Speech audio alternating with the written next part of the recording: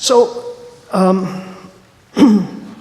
over the course of the 20th century, debt grew. I'm talking here primarily about household debt, so not so much about government debt. We'll get to that in a moment. But the 20th century had a major inflection point around the 1980s. Robert Gordon talks about that in his now famous paper, just published a few months ago, Is U.S. Economic Growth Over? Published by the National Bureau of Economic Research, and this is being widely discussed in economic circles these days. His basic premise is this: the data clearly show that around 1980, economic growth started to tail off. It had been going great guns for the previous couple of decades, but then something happened. Well, what happened? He analyzes the data and calls out three basic periods of economic expansion in modern history. The first was basically the 19th century, up to about 1930. And that was driven by coal, the railroads, telegraph, a few other basic inventions. Then the second period of industrial expansion starts in the 1930s with oil, the automobile, and electrification happened right around the same time. Massive scale electrification, small towns, rural communities, and so on. So people are buying their first car, they're getting electricity in their houses and buying all kinds of new electric gadgets, washing machines and dishwashers and vacuum cleaners and so on. So the economy, manufacturing is expanding to meet all of these new needs.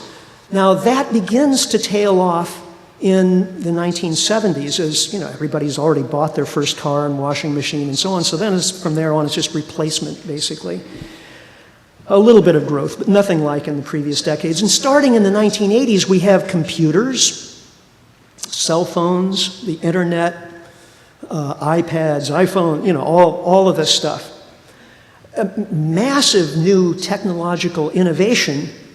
But the data show that the economic growth coming from all of this innovation is much less than was the case during this central period of oil, automobiles, and electrification. So he's saying, basically, yeah, we can have more and more innovation, but it doesn't necessarily bring us more economic growth. And something was happening during that key central period of the middle 20th century that we may not ever be able to replicate again.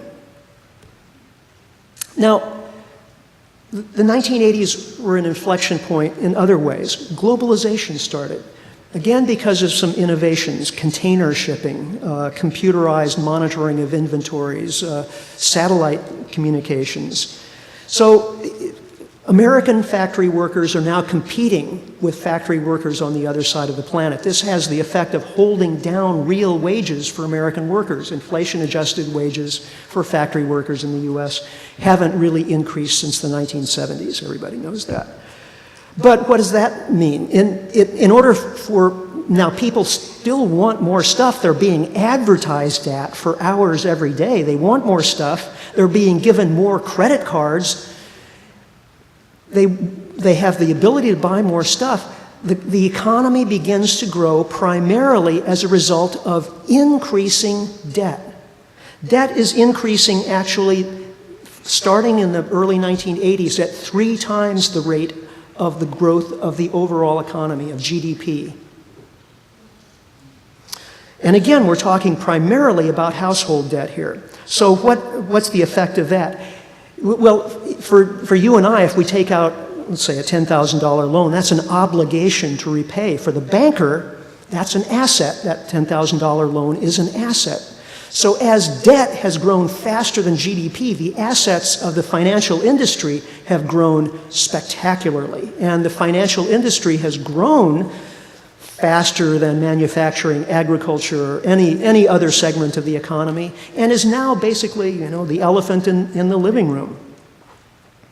So here's a picture of U.S. total debt. As you can see, up until 2008, government debt wasn't growing any faster than household debt or any other category of debt. But in 2008, with the collapse of the housing bubble, Suddenly, trillions of dollars in value vanish from the economy. Households lose in the US literally a total of several trillion. I heard the figure of $6 to $8 trillion of value. So people aren't lining up to take out new loans from the bank. And if the economy is going to avert a meltdown, somebody has to step in as the lender and borrower and spender of last resort. And who is that? Well, it's the government and the Federal Reserve. And so with massive pump priming, as it's called sometimes in economic circles, stimulus and quantitative easing and deficit spending, the government and the Federal Reserve have basically prevented the economy from imploding over these last few years. This is one of my favorite quotes from our dear leader, dear departed leader. If we don't loosen up some money, this sucker could. He's using the term "this sucker" in a technical sense to mean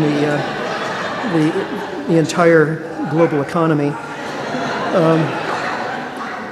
Well, we did, and we're still loosening up money at a rate of almost $100 billion a month in deficit spending.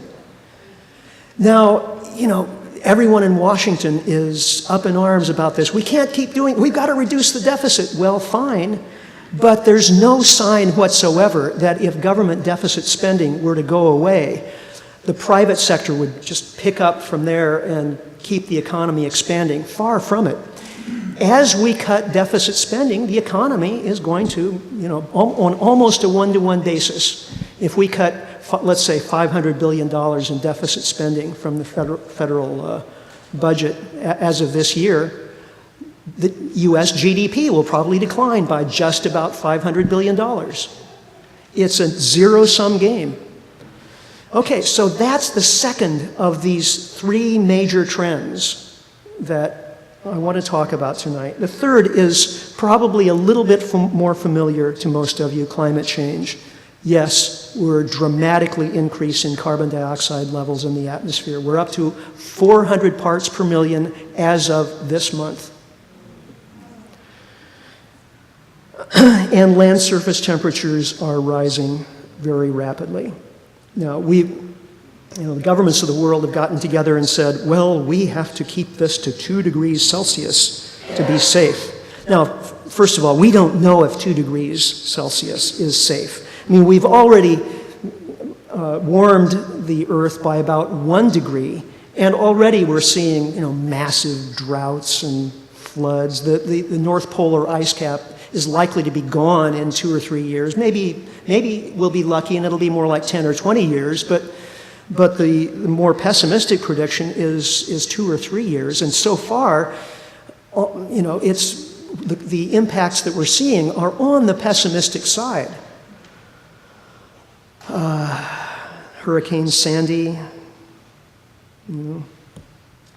Now, okay, so if we're seeing all of that with 1 degree, then it's hard to imagine what we're likely to see with 2 degrees. But 6 degrees warming this century is entirely possible because of feedback mechanisms, self-reinforcing feedbacks. As the climate warms, the places that warm fastest are the ones closest to the poles, especially the Arctic region. So there's a lot of methane locked in ice crystals in the tundra and under the oceans. Methane is 20 to 100 times as powerful a greenhouse gas as CO2. So as the Arctic warms, releases a lot of methane, which causes the Arctic to warm faster, which releases more methane. As the Arctic ice melts, that Arctic ice reflects sunlight, keeps the Earth cool, but as that Arctic ice melts, the black ocean water absorbs more heat from the sun, which causes the ice to melt faster. So you get the picture. This is how we get to 6 degrees. It's entirely feasible. So what I'm telling you, essentially, is that the limits to growth study of 1972 was absolutely right, And that's essentially what we are seeing unfold right in front of our eyes, right now in real time. This is a report from a brokerage company headquartered in London. I'll read the title for you. Perfect Storm, Energy Finance and the End of Growth. Gosh, a brokerage company. But it's actually a very good report. They don't talk much about climate, but they get a lot of other stuff right. So here we are. We've had a century or two of amazing economic expansion, and it's felt so good. You can invest some money in the stock market or even put money in a savings account and see returns on your investments. And as the economy grew faster, we had higher returns on investments. Governments love economic growth because it means more revenues, more tax revenues, so that the government can provide more services for citizens. It feels great, doesn't it? We just want this thing to speed up all the time, and every politician is promising more economic growth. But we live on a finite planet. This can't go on forever, and, things that can't go on forever stop at some definite time. So we have some shocks on the way, and we're starting to feel them, right? This is not something far in the future. It's happening right now. So we need more resilience in our economies and in our local economy. Remember, this is about Sonoma County. We need resilience in our local Sonoma County economy. What is resilience? The ability to absorb shocks and keep going. Redundant systems are more resilient than centralized systems, typically. Okay, well, what does this tell us? It tells us that we're going to have to change direction economically in certain key ways. For the past few decades, we have been prioritizing economic efficiency over everything, over resilience. Economic efficiency, to explain it in the most mundane, simplistic way possible, is if you can grow corn cheaper in Iowa than any place else, then you should grow all of your corn in Iowa and nothing in Iowa except corn. That way you get the cheapest corn. That's economically efficient. But if the corn crop in Iowa fails, then nobody has corn and Iowa has nothing, right? So it's better if we diversify, even if you have to pay more for your corn. So what I'm saying is globalization, which has given us the cheapest plastic products at Walmart, may not be the best thing for us over the long run. We have to think more about locally producing more of our stuff, even if it means more expensive stuff. Now, I'm not saying that localization is absolute, that we have to rush from one end of the spectrum all the way to the other end where there's no long-distance trade whatsoever. Obviously, trade has to go on, and it will. We've been trading with each other for longer than human history, right? Going back to hunter-gatherer times. So trade will go on. But the pendulum is going to swing back the other way. And the reason I can be so confident about that is that long-distance trade depends upon cheap transport fuels. And transport fuels are getting a lot less cheap as time goes on. So we should be planning for economic localization. We should be planning for an economy that isn't growing, or at least not growing so much. Well, how do we do that? Well, one thing is to start paying attention to what actually makes people happy and pay less attention to GDP. GDP is just, gross domestic product, total amount of money spent in the economy. And, a lot of things will make the GDP go up. A natural disaster could make the GDP go up if we go out and try to recover from the disaster by replacing all the houses that were destroyed and everything. Well, we spend a lot of money, GDP goes up, but are we happier as a result? So maybe we should have more natural disasters and wars so that we have more GDP. No, of course not. What we want really are the human benefits. We want to live in a beautiful environment. We want to have time on our hands to enjoy with family and friends. We want to have the things that we need in order to supply our basic human needs. All of that's very understandable. But does that show up Is that accurately measured by GDP? No. There are better measures, whether it's gross national happiness or the genuine progress indicator, which is now being used by the state of Maryland and the cities of Seattle and I forget which I think Portland, I'm not sure the other. So there are alternatives to GDP, and we can use them at the local level. This doesn't have to be instituted at the United Nations level or in Washington. Why is worker ownership important? Because we've created a form of corporation over the past few decades where this corporations sell stock shares, and if the value of those stock shares isn't continually increasing, then the management is thrown out and we put in somebody who will increase the shareholder value, okay? Well, in a growing economy, I suppose maybe that makes some kind of sense, but in a non-growing economy, it's a prescription for financial mayhem, among other things.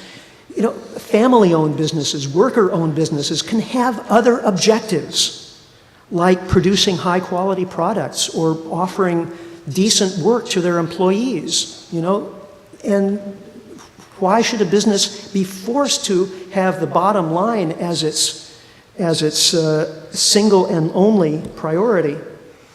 And then population stabilization and reduction. Maybe this is a national or global point, but I have to include it. Now, what about our energy situation and dealing with climate change? Obviously, we need more renewable energy, but renewable energy may not come online fast enough and in the forms that we need in order to maintain the kind of economy that we have now. We're going to, as we get different forms of energy, we're going to have to use energy differently, especially in transportation, because, again, nearly all of our current transportation is fueled by oil. It turns out, well, yeah, we could have electric cars, but it turns out that automobiles are inherently inefficient from an energy standpoint. So we need more bicycling, we need more walkable neighborhoods, we need more public transportation, especially electric light rail, things like that, so that people don't have to resort to automobiles. We need buildings that have zero energy requirements. 20,000 of them have been built in Germany over the past number of years. It's called the passive house movement. Every new building in Sonoma County could be a zero energy building. And our food system has to be relocalized and made organic. Now, why organic? Because by the end of this century, all of our food's going to be organic anyway. Whether we like it or not, whether we plan for it or not, because nobody's going to be able to afford nitrogen fertilizer made out of natural gas and all the rest. So the sooner we engage with this transition, the smoother it will go. And as we engage with the transition, we can celebrate it, because in fact, if we're paying attention to the things that actually make us happy, then we can have lots more of things like this. We may have less fossil fuel, we may have less GDP, but we can have more of a sense of cooperation, more of a sense of intergenerational solidarity, and so on. And shouldn't we aim for these things? Now, what's our future really going to look like? I think a lot of us, especially elected officials, really think that somehow this is what our future is going to look like. Sort of a Jetsons future in which we're using massively more energy and consuming more products and so on. Just basically an extrapolation of the 1960s on out for as far as the eye can see. I don't think it's going to happen. I'm not Nostradamus or something, but just reading the charts that I've shown you this evening, it just doesn't look realistic. Is this a possible future? The road, a dystopian nightmare where everything is basically just broken down? Yeah, it's possible, but it certainly doesn't have to be that way. Well, let me walk you through a possible day in the life in the year 2025. You wake up in your co-housing eco-village, where you live with friends and neighbors, and you have your issues and your squabbles, but everybody's gotten to know each other really, really well, and you have a sense of all being in it together, and you help each other and share stuff with one another all the time. So you get up and you travel to work on the electrified Oh, wait a minute, this slide, this is the past, isn't it? That's right. Sonoma County used to have electric rail and streetcars providing energy-efficient transport to everyone. Well, fortunately, we do have the SMART train coming. It's certainly not a total solution. It's a step in the right direction.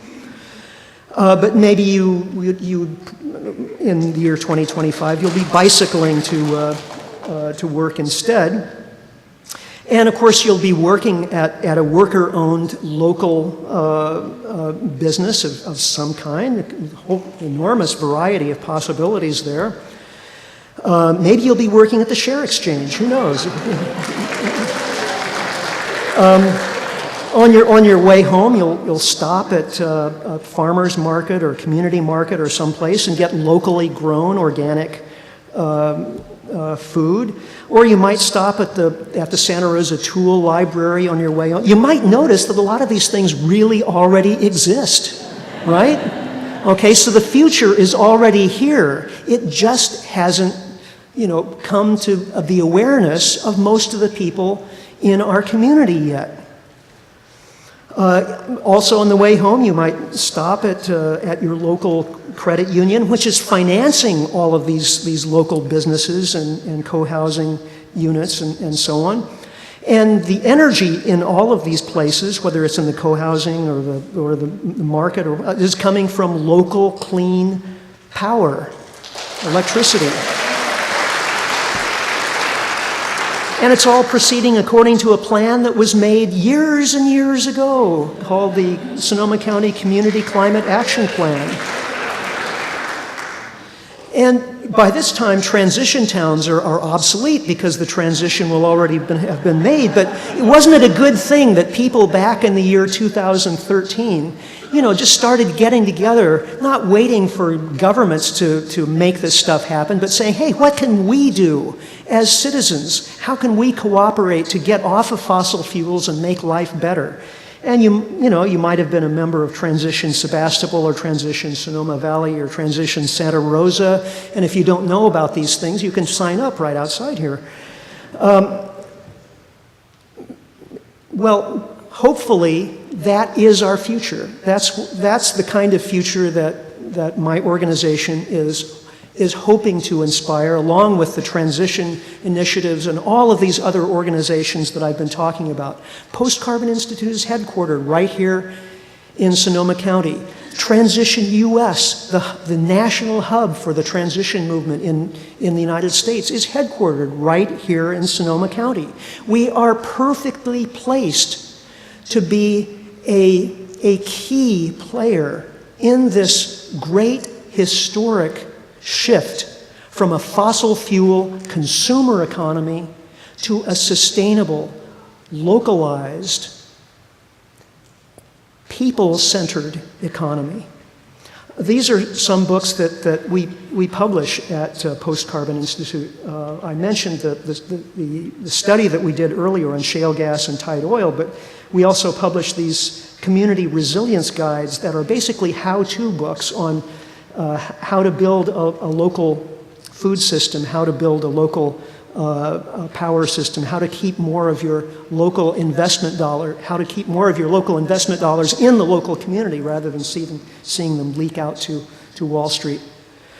So those are some of the risks and opportunities ahead of us, my dear friends, and I am delighted to be able to share these thoughts with you and to be a co-worker with you in making that potential future happen. Thank you very much.